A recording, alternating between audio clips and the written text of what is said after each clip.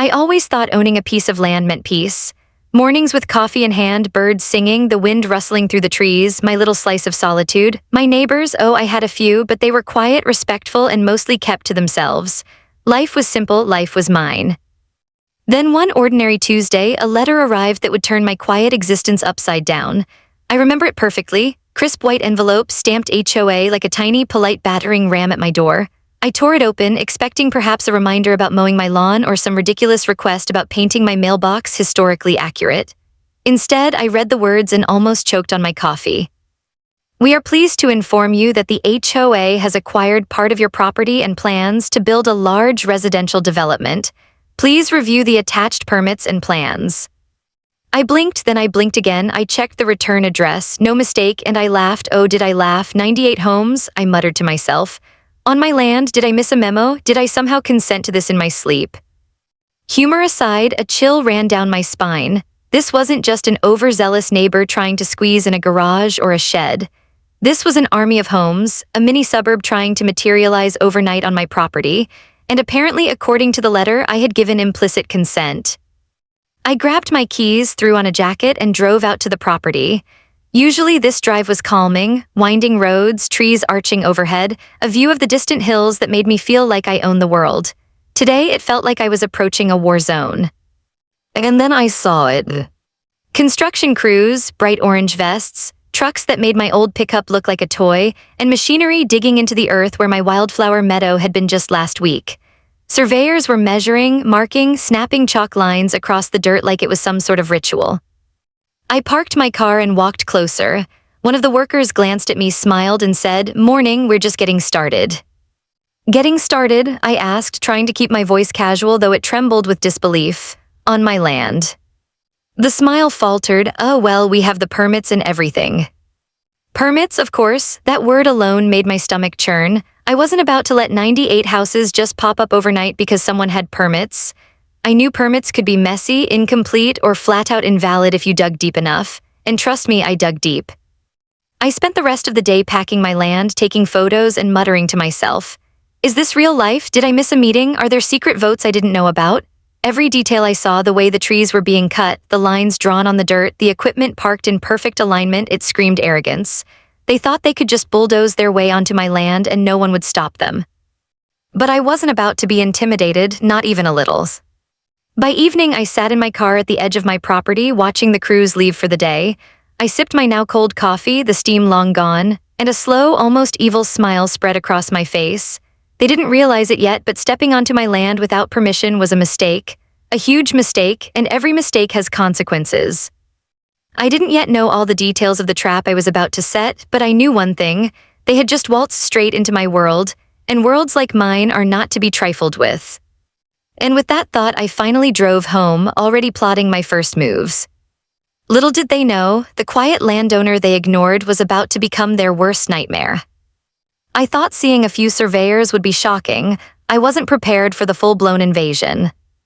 The next morning, I drove back to my property, determined to get a real look at what was happening. And there it was, my land, the one place I thought was untouchable, transformed into what looked like the early stages of a small city. Survey stakes dotted the earth like tiny flags in a battlefield. Dirt had been moved, trees felled, and the hum of machinery filled the air. I blinked, rubbed my eyes, and muttered, "Nope, not real, must be a movie set." But no, it was painfully real. I stepped out of my car and walked toward the nearest crew. "Excuse me," I said, trying to keep my voice calm and reasonable. "Do you know whose land this is?" The foreman glanced at me, eyebrows raised. "Yeah, it's HOA property." I felt my blood pressure spike. "No, it's my property, I own it, I've owned it for years, you're standing on it right now, do you understand that?" He tilted his hard hat like he was sizing me up. "Well, we've got permits, sir, everything's legal." I laughed. "Legal, huh? That's a funny word. You know, I've spent the last 3 nights reading every zoning ordinance, easement clause, and building code in this county. And trust me, your legal doesn't hold up." He frowned, probably thinking I was just a crazy landowner. Maybe I looked a little unhinged, packing back and forth, gesturing wildly, pointing at trees and stakes. But that was fine. Let them underestimate me. I walked around the edge of the property, taking notes and photos. There was something almost comical about seeing 98 homes being plotted on land that had once been wild, untouched, serene. I imagined little model houses popping up like weeds across the meadow. I couldn't stop a chuckle. They really think they can just plop you down here and I won't notice, I muttered to myself. As I examined the stakes, I started noticing the mistakes, big, glaring mistakes. Some structures encroached on protected wetland areas. Others violated setback rules that had been in place for decades. And there it was, the one easement they completely ignored, the one that meant legally they couldn't even touch half the plots they were building. I felt a thrill I hadn't felt in years. This wasn't just about stopping 98 houses. It was about watching people overconfident in their paperwork walk straight into a trap I had quietly laid out for myself. A few neighbors wandered over curious. "Isn't this exciting?" one asked, her voice tinged with nervous glee. "They're finally building homes." I forced a polite smile, though my mind was racing. Exciting, sure, if you like lawsuits, fines, and HOA board members running around in confusion. By late afternoon, construction slowed. The foreman called for a meeting with his crew. I stayed at a distance watching. They argued, pointed at permits, consulted clipboards, and I couldn't help but smirk. Chaos was brewing, and I was at the center of it, all without lifting a single piece of machinery. I realized then just how arrogant the HOA had been. They hadn't even bothered to talk to me before starting. They assumed a quiet landowner meant weak, someone easy to push around. They had no idea I was ready, waiting, and more prepared than they could ever imagine. As the sun began to dip behind the hills, casting long shadows across my invaded land, I made a promise to myself. I wouldn't just stop them. I'd make sure they regretted every assumption, every shortcut, every overlooked detail. Driving home that evening, I felt a strange mix of satisfaction and anticipation. The pieces were in place. The trap was set. And soon, very soon, the HOA would discover exactly what happens when you step onto someone's land without permission and underestimate them entirely. I poured myself a glass of wine, leaned back in my chair, and whispered to no one in particular, "Let's see how they handle the next move." The next day, I decided it was time to confront the HOA directly. No more standing at a distance, taking notes, or whispering sarcastic comments to myself. If they thought I was going to sit quietly while 98 homes appeared on my land, they were about to get a lesson in the art of underestimation. I walked into the HOA office, my shoes squeaking lightly on the polished floor. The air smelled faintly of paper, coffee, and hubris. And there they were, the board members, lined up behind their long, glossy conference table, looking perfectly composed, smug even, as if they were about to discuss the weather rather than the legal annihilation about to hit them. "Good morning," I said, keeping my voice calm but firm. "I see you've begun construction on my property." The smiles faltered. One of them, a woman with a severe bun and an even sever gaze, raised an eyebrow. "Your property, we have permits, everything is perfectly legal." I chuckled, a low, dangerous sound. "Perfectly legal, you say? Funny, you might want to double-check that definition." The room shifted uncomfortably. I could almost see their internal panic flicker behind practiced smiles. They thought they could talk me down, that a few polite nods and corporate charm would make me go away, but they didn't know me yet. I spent the past week reviewing every document, every filing, every single piece of zoning law and easement detail relevant to this land, I continued, packing slowly. "And congratulations, you've managed to ignore nearly all of it." One board member tried to interrupt. "Well, we have legal counsel." I held up a hand. "Ah yes, you're lawyers, I respect lawyers. I am one in my own right, at least when it comes to knowing what the HOA can and cannot do. And you, my dear friends, are walking straight into a legal trap, when you won't see until it's too late." There was a pause, a collective gulp, a shift of papers, a cough. They weren't used to being challenged. Certainly not by someone who looked like me, just a landowner with a coffee-stained sweater and a quiet, calculating smile. "You don't understand," the bun-wearing woman said finally, her voice tight. "We have approvals, we have permits, this is standard procedure." I leaned forward slightly, my tone lowering just enough to make them notice the seriousness behind the calm. Approvals and permits mean nothing if they violate easements, encroach on protected land, or ignore critical zoning requirements. And conveniently for me, you've done all three. A bead of sweat appeared on the forehead of the man in the corner, the one who had claimed he handled permits for years. I could practically hear his mind racing, trying to figure out how this quiet landowner had turned into a human obstacle course of legal knowledge. "Now," I said, letting my voice soften slightly, "I'm not unreasonable. I could let this slide if someone were willing to talk, negotiate, and actually follow the law. But that's not what I see here, is it? No, you've chosen the fast track, bulldoze first, explain later, classic mistake." Humor dripped into my words, but it was the kind of humor that stung, the kind that makes people uncomfortable because they realize they've underestimated you. The woman with the bun narrowed her eyes. And what exactly are you going to do about it? I smiled, a small, tight smile, but one that carried the weight of patience and planning. Oh, you'll see soon enough. For now, enjoy your morning coffee. Take a moment to appreciate the view of my land. You might not get another chance to see it untouched. They exchanged worried glances, and I could practically hear the gears turning.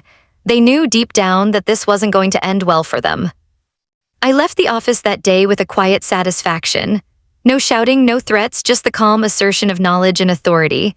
The HOA had been confronted, warned, and now unknowingly trapped. And the thought of them realizing the full extent of my preparation, well, it made me almost giddy. As I drove back to my land, I thought about the next steps. Every mistake they had made was a piece of my puzzle, and soon all the pieces would fall into place. They thought they were building a dream neighborhood. They didn't realize they were building their own nightmare. And I was just getting started. After confronting the HOA, I spent the next few days walking my property like a general surveying a battlefield. Every stake, every plot, every half-dug foundation told a story of arrogance and ignorance. They didn't know it yet, but they had already started playing my game, and I hadn't even moved my first piece. I started with the permits, that word they loved so much. The HOA thought having them meant immunity, but permits are like doors, they only protect you if you use them correctly, and oh, how they had left several doors wide open. A corner of their plan encroached on a protected wetland. Another chunk violated setback rules that had been etched into the county ordinances for decades. There were easements running right through the center of what they thought would be a main road. I could practically hear the legal alarms ringing in my head. I chuckled to myself as I imagined their faces when the first issue hit. Picture it, 98 homes frozen mid-construction, crews scratching their heads, and board members running around trying to explain why their perfect plan had gone up in smoke. It was almost poetic. But I didn't want to rush. Traps are only effective when the target steps in on their own. So I watched, I waited, I gathered evidence. Photos, notes, copies of ordinances, all neatly organized. By the end of the week, I could practically draft a full lawsuit from memory. And when the time came, I wouldn't need to shout, plead, or threat. The law would speak for itself, and the HOA would realize too late that their little invasion was their undoing.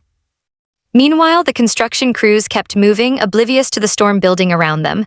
I walked among them occasionally, asking questions about permits, zoning, and environmental impact. Their eyes glazed over. They didn't want to hear the details, didn't want to realize that the world they were trying to build was riddled with legal holes. I let them keep digging, literally. Let them believe everything was fine. I also made a few discreet calls. A local surveyor, someone who knew the ins and outs of county rules, confirmed what I had suspected.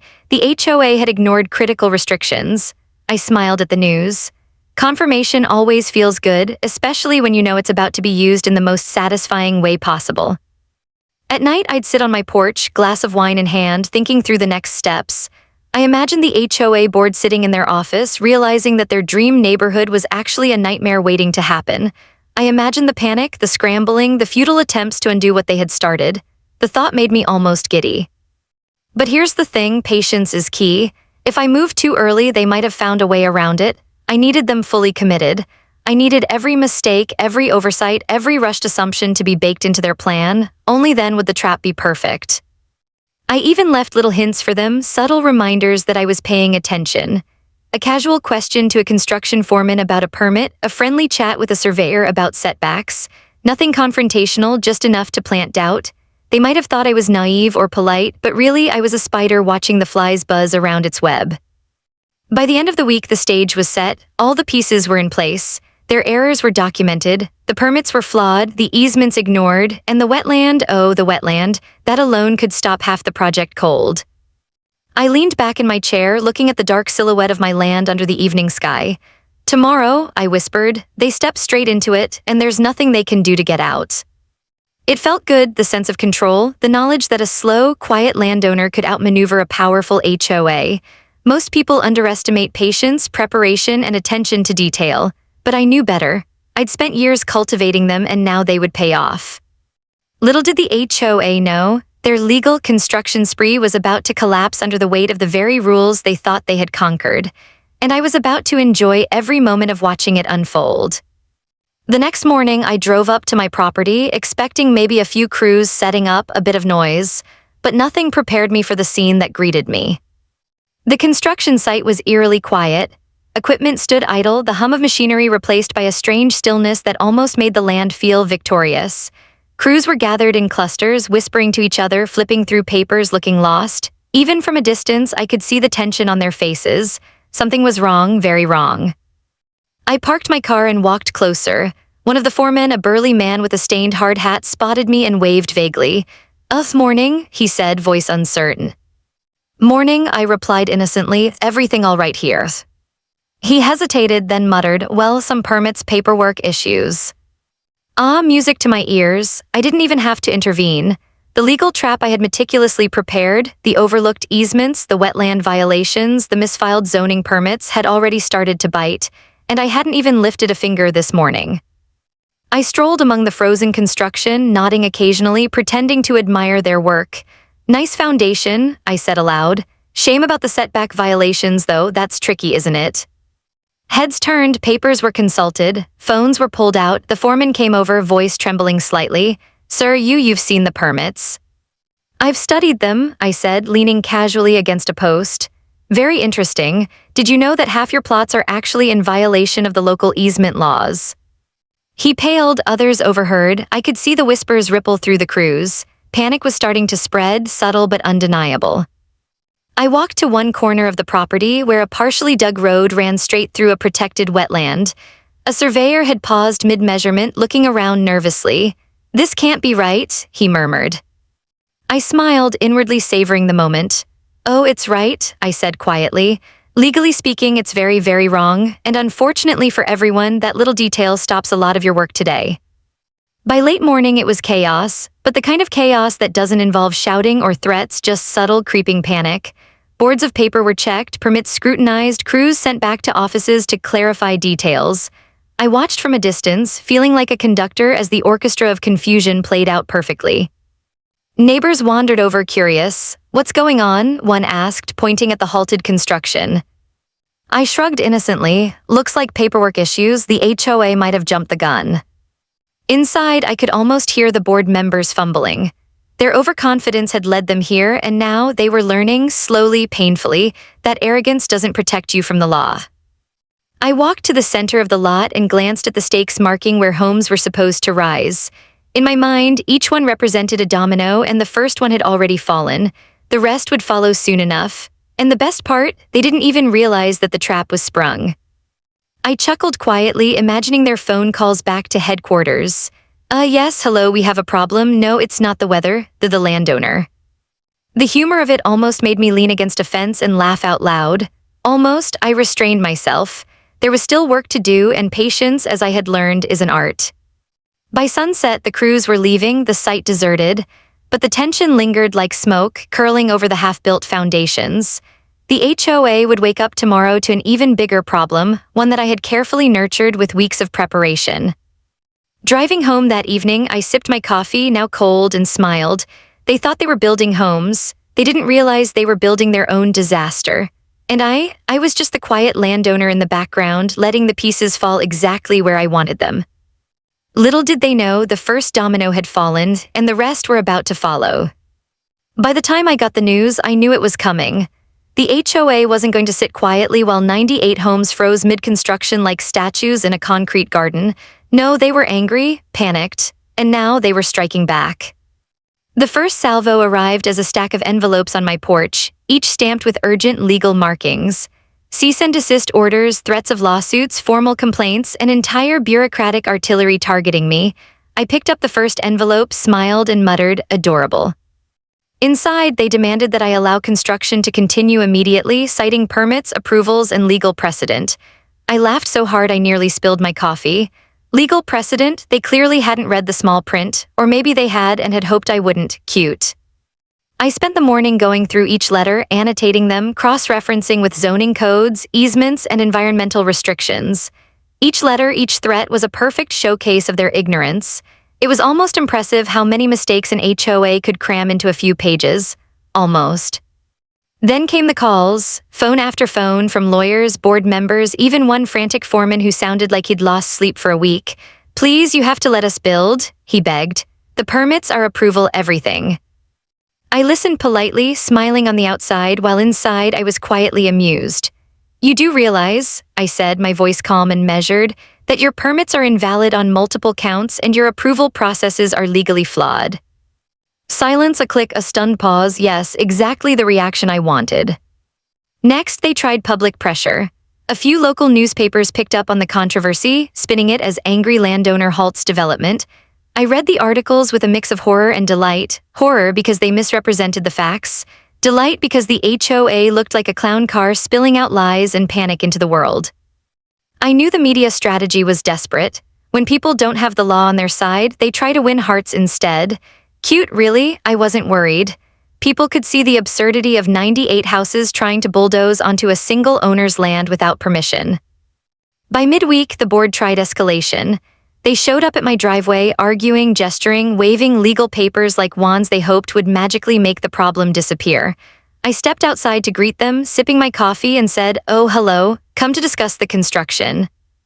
The woman with the bun looked furious. "You can't just stop this, we have authority." I smiled. Authority is meaningless if it violates law, regulation, and clear property rights, and I assure you every single one of your moves does. The man who claimed to handle permits tried again, fumbling with his folder. "Well, wheels." I cut him off. "No, please continue. I love watching you flail. Every desperate attempt just proves my point." They realized they weren't getting anywhere. I could see it in their eyes. Confusion, frustration, disbelief. For the first time, the arrogance that had allowed them to march onto my land without permission was cracking. And yet I knew this was far from over. The HOA wouldn't surrender quietly. They would double down, maybe hire more lawyers, file more papers, try to intimidate me personally. But each move they made only played into my hands. They were cornered, and every desperate action was another mistake I could exploit. As I walked across my property that evening, I let myself smile quietly. The construction had halted. The crews were lost, the HOA was panicking, and the legal trap I had meticulously set was working perfectly. They had struck back and failed, but the war wasn't over yet. Their next move, whatever it was, would only make the eventual collapse even sweeter. I leaned against a fence, looking out over the half-built homes, the stakes, the machinery frozen mid-action. Tomorrow, I whispered to myself, they'll realize that stepping onto this land without permission is not just a mistake, it's a disaster waiting to happen. And with that, I retreated inside, letting the quiet settle around me, knowing full well that patience, timing, and preparation were about to pay off in a big way. The morning air was crisp, almost celebratory.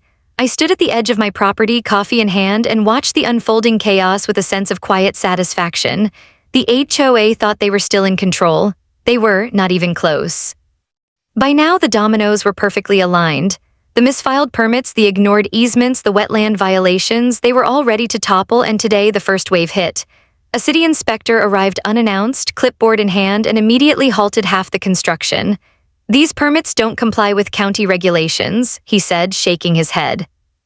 I smiled politely, sipping my coffee as the foreman ran up frantic. "Sir, everything was approved."